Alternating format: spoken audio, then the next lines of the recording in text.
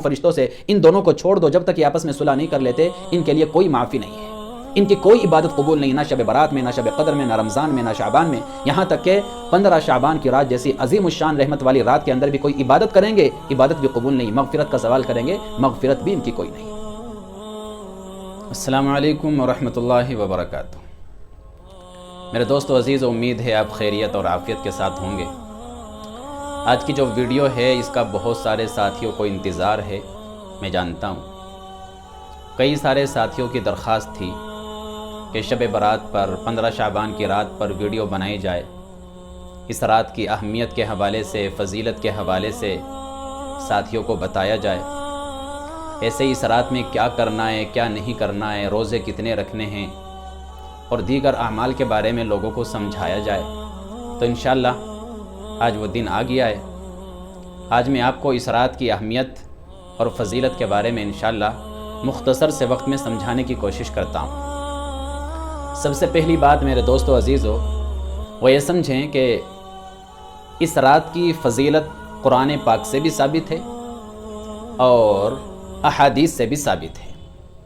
قرآن پاک میں ایک جگہ پر اللہ نے فرمایا، اِنَّا أَنزَلْنَاهُ فِي لَيْلَةٍ مُبَارَكَةٍ إِنَّا كُنَّا مُنذِرِينَ فِيهَا يُفْرَقُ كُلُّ أَمْرٍ حَكِيمٍ کہ ہم نے قرآن پاک کو اس مبارک رات کے اندر نازل فرمایا۔ بعض علماء کہتے ہیں کہ یہاں پر مبارک رات سے شب برات یعنی 15 شعبان کی رات مراد ہے، لیکن اکثر علماء کہتے ہیں کہ اس سے شب قدر مراد ہے، لیلۃ القدر مراد ہے۔ گویا کہ اختلاف ہے، لیکن اختلاف سے فائدہ اٹھانے کے اندر گنجائش ہوتی ہے۔ آگے اللہ فرماتے ہیں فیہا یفرق کل امر حکیم کہ یہ ایسی رات ہے کہ جس کے اندر بڑے اہم معاملات کے اور امور کے بارے میں فیصلے لیے جاتے ہیں، بڑے بڑے معاملات کے فیصلے طے ہوتے ہیں۔ کتنے لوگوں نے مرنا ہے ایک سال کے اندر اندر، کتنے لوگوں نے پیدا ہونا ہے، کس کو کتنی روزی دینی ہے ایک سال کے اندر، اور دنیا کے اندر کیا بڑے بڑے حادثات اور واقعات پیش آنے ہیں ایک سال کے اندر۔ گویا کہ ایک سال کی رپورٹ بنا کر، ایک لسٹ بنا کر فرشتوں کے حوالے کر دیا جاتا ہے۔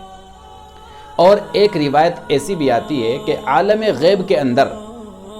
ایک درخت ہے جس کے پتوں کی تعداد انسانوں کی تعداد کے برابر ہوتی ہے۔ 15 شعبان کی رات میں جتنے لوگوں نے ایک سال کے اندر اندر مرنا ہوتا ہے، اتنے پتے اس درخت کے اوپر سے گرا دیے جاتے ہیں۔ یہاں پر زمین پر انسان دنیا کے اندر مصروف ہے، کھا رہا ہے، کما رہا ہے، گھر بنا رہا ہے، بلڈنگیں بنا رہا ہے، منصوبے بنا رہا ہے، پروگرام بنا رہا ہے، لیکن اس کو پتہ نہیں کہ تیری زندگی کا پتہ کٹ چکا ہے۔ اللہ اکبر، تیری زندگی کا پتہ گر چکا ہے۔ گویا تیرے پاس صرف ایک سال کا وقت یا اس سے بھی کم کا وقت بچا ہے۔ اب آئندہ شعبان سے پہلے پہلے تو زمین پر نہیں، تو برزخ کے اندر ہوگا۔ کتنے لوگ ہیں میرے دوستو عزیزو جو گزشتہ شعبان میں ہمارے ساتھ تھے، لیکن آج وہ قبرستان میں ہیں، اور کتنے لوگ ہوں گے جو آج زمین پر ہیں، ہمارے ساتھ ہیں، لیکن آئندہ شعبان سے پہلے پہلے وہ برزخ میں ہوں گے، قبرستان میں ہوں گے۔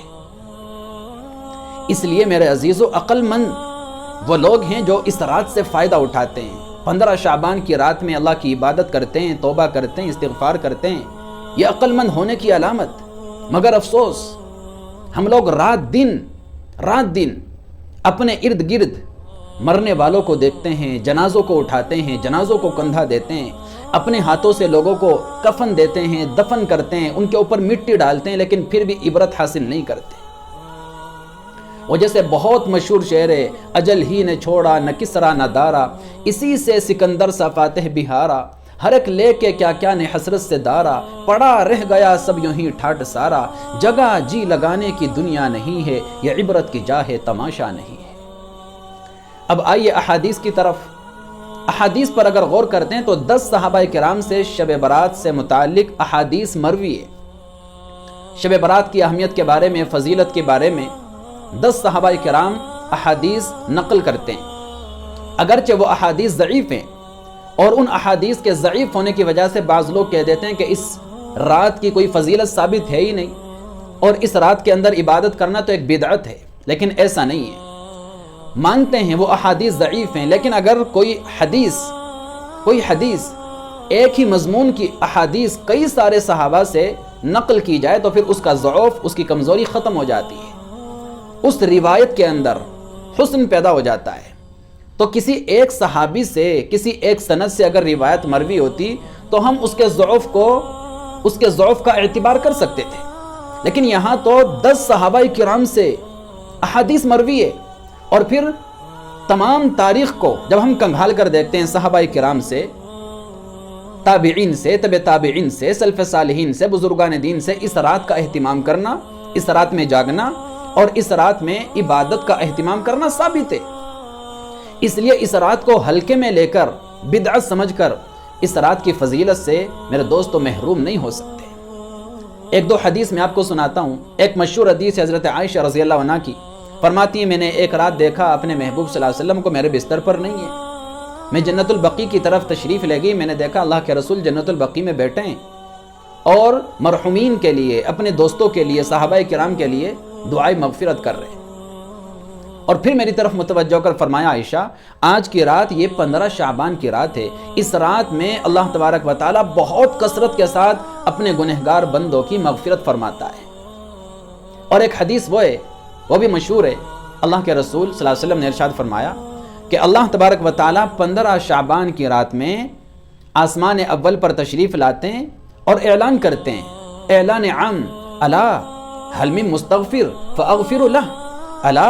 هل من مسترزق فارزقه، ارے ہے کوئی استغفار کرنے والا، ہے کوئی توبہ کرنے والا، میں اس کی توبہ کو قبول کر لوں، میں اس کی مغفرت فرما دوں، ہے کوئی بیمار شفا کی درخواست کرنے والا، میں اس کو شفا عطا کر دوں، ہے کوئی روزی کا سوال کرنے والا، روزی کا طلب کرنے والا، روزی مانگنے والا، میں اس کو روزی عطا کر دوں۔ کیا میرے دوستو عزیزو اللہ کی رحمت بہانے تلاش کرتی ہے، اور کیا جوش ہے اللہ تعالیٰ کی رحمت میں۔ ویسے تو پورے سال یہ اعلان ہوتا ہے، لیکن سارے سال رات کے آخری پہر میں اعلان ہوتا ہے، لیکن اس رات میں پوری رات اللہ کی طرف سے یہ اعلان ہوتا ہے، توبہ کرنے والو آؤ میں تمہاری توبہ قبول کرنے کے لیے تیار ہوں، استغفار کرنے والو آؤ میں تمہارے استغفار کو قبول کرنے کے لیے تیار ہوں، گنہگارو نافرمانو آؤ میرے دروازے پر، میں تمہارے گناہوں پر سیاہ قلم پھیرنے کے لیے تیار ہوں، در بدر کی ٹھوکریں کھا کر روزی طلب کرنے والو، روزی کی کوشش کرنے والو، روزی کے خزانے میرے پاس آؤ، مجھ سے روزی کا سوال کرو تاکہ میں تمہیں روزگار عطا کر دوں۔ پوری رات اللہ تبارک و تعالیٰ کی طرف سے یہ اعلان ہوتا ہے۔ لیکن میرے دوستو عزیزو آپ سوچ کر دیکھیں، اس عظیم الشان رات کے اندر بھی اللہ کے رسول صلی اللہ علیہ وسلم نے ارشاد فرمایا 2 لوگ ہیں جن کی اللہ تعالیٰ اس مغفرت والی، عظمت والی، رحمت والی رات کے اندر بھی مغفرت نہیں فرماتا۔ 2 لوگوں کی اس رات میں بھی مغفرت نہیں، ایک مشرک، اللہ کی ذات و صفات میں شرک کرنے والا، اللہ کا صاف اعلان ہے ان اللہ لا یغفر ان یشرک بہ ویغفر ما دون ذلک لمن یشاء، ہر کسی کو معاف کر دوں گا، مشرک کو معاف نہیں کروں گا۔ ولا يدخلون الجنۃ حتى یلج الجمل فی سم الخیاط، مشرکین جب تک سوئی کے ناکے سے نہیں نکل جائیں گے تب تک میں ان کو معاف نہیں کروں گا، جنت میں داخل نہیں کروں گا۔ اور جس طریقے سے ایک اونٹ کا سوئی کے ناکے کے اندر سے نکلنا ناممکن ہے، محال ہے، اسی طرح کسی مشرک کا جنت کے اندر داخلہ ناممکن اور محال ہے۔ تو مشرک کی اس رات بھی مغفرت نہیں۔ دوسرا کینہ رکھنے والا، حسد رکھنے والا، کینہ پرور، اللہ کہتے ہیں کہ اس رات کے اندر میں کینہ رکھنے والے کی بھی مغفرت نہیں کرتا۔ اللہ تعالیٰ ہمارے جذبات کا خیال ضرور کرتے ہیں۔ اللہ کہتے ہیں انسان ہو، جذبات میں آ کر تمہیں غصہ بھی آ سکتا ہے، خلاف طبیعت کسی بات پر ناگواری بھی ہو سکتی ہے، اس لیے میں 3 دن کی تمہیں گنجائش دے رہا ہوں، 3 دن کے اندر غصہ اتر جانا چاہیے۔ اگر تم اپنے بھائی سے 3 دن کے لیے بات چیت بند کرتے ہو، دل کے اندر حسد رکھتے ہو، کینہ رکھتے ہو، میری طرف سے معافی ہے، لیکن 3 دن کے اندر غصہ عام طور سے اتر جاتا ہے۔ اگر 3 دن کے بعد بھی تم دل کے اندر حسد رکھو گے، کینہ رکھو گے، اپنے بھائی سے صلح نہیں کرو گے، معافی تلافی نہیں کرو گے، تو پھر میں کہہ دیتا ہوں فرشتوں سے ان دونوں کو چھوڑ دو، جب تک یہ آپس میں صلح نہیں کر لیتے ان کے لیے کوئی معافی نہیں ہے، ان کی کوئی عبادت قبول نہیں، نہ شب برات میں، نہ شب قدر میں، نہ رمضان میں، نہ شعبان میں، یہاں تک کہ 15 شعبان کی رات جیسی عظیم الشان رحمت والی رات کے اندر بھی کوئی عبادت کریں گے، عبادت بھی قبول نہیں، مغفرت کا سوال کریں گے، مغفرت بھی ان کی کوئی نہیں۔ تو اس عظیم الشان رات کے اندر 2 لوگوں کی مغفرت نہیں، باقی اللہ تبارک و تعالیٰ سب کی مغفرت فرما دیتا ہے۔ ایک حدیث میں یہاں تک اللہ کے رسول نے فرمایا اس رات میں اللہ کی رحمت اس قدر جوش مارتی ہے، آپ نے فرمایا قبیلہ بنو بکر کی بکریوں کے بالوں کی مقدار اور تعداد سے بھی زیادہ میں اس رات میں اپنے گنہگار بندوں کی مغفرت فرماتا ہوں۔ اللہ اکبر۔ اس لیے میرے عزیزو اس رات میں جاگنے کا اہتمام کریں، توبہ کریں، استغفار کریں، نفل عبادات کا اہتمام کریں، اور اس رات میں کیا کیا اعمال کرنے چاہیے، کیا کیا اعمال نہیں کرنے چاہیے، اس پر انشاءاللہ میں ایک مستقل ویڈیو بنا کر آپ کو سمجھاؤں گا تاکہ یہ ویڈیو لمبی نہ ہو جائے۔ اللہ تعالی ہم سب کو کہنے سننے سے زیادہ عمل کی توفیق عطا فرمائے۔ السلام علیکم ورحمۃ اللہ وبرکاتہ۔